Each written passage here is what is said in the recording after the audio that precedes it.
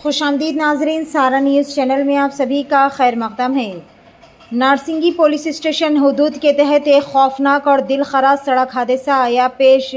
कोकापेटा movie tower पर एक car divider से टकरा गई, जिसके नतीजे में एक तालिब इल्म की बरसरे मौके पर ही मौत हो गई, जबकि मज़ीद 4 तालिब इल्म शदीद तौर पर ज़ख्मी बताए गए, जिनकी हालत तशवीशनाक बताई गई।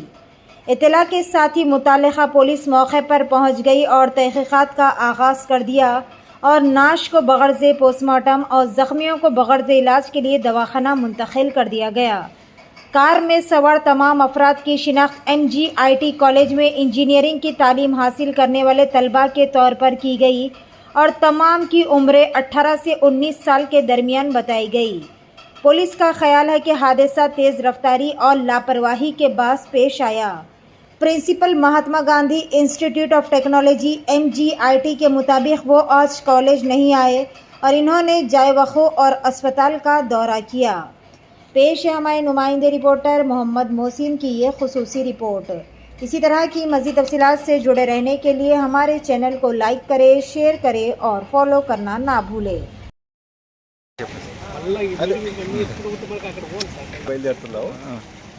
సరే మాకు న్యూస్ తెలిసిన తర్వాత సరే హాస్పిటల్కి వెళ్తూ ఇక్కడికి కూడా వచ్చాము.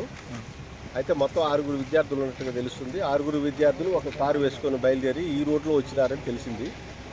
అయితే ఈ యాక్సిడెంట్ అయిన తర్వాత మాకు న్యూస్ వచ్చిన తర్వాత మేము వెంబటే వాళ్ళు ఇక్కడ పనిచేస్తున్న వర్కర్స్ వాళ్ళని హాస్పిటల్కి పంపించినట్టుగా తెలుస్తుంది.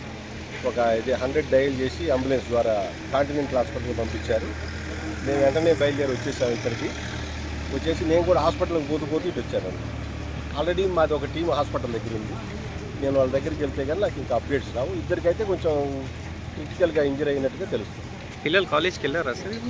ఈరోజు రాలేదండి పిల్లలు. వీళ్ళు ఎవరు కూడా ఈ 6 ఎవరు కూడా ఈరోజు కాలేజీకి రాలేదండి. ఎందుకంటే కాలేజీకి వస్తే వెహికల్ ఇంకా బయటకు రావడం వల్ల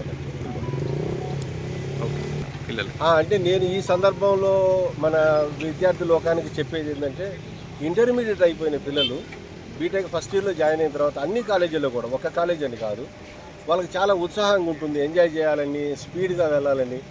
ఇవన్నీ కూడా చేయకూడదు. మీరు దయచేసి మీ తల్లిదండ్రులు, కుటుంబ సభ్యుల గురించి ఆలోచించాల్సిన అవసరం ఉంది. సో దీని నుంచి మన చుట్టూ జరిగే వాటి గురించి మనం గుణపాఠం నేర్చుకోవాలి. అంతేగాని మనకు జరిగితే కానీ మనం మారం అన్నట్లుగా ఉండకూడదని నేను అందరినీ కూడా కోరుకుంటున్నాను.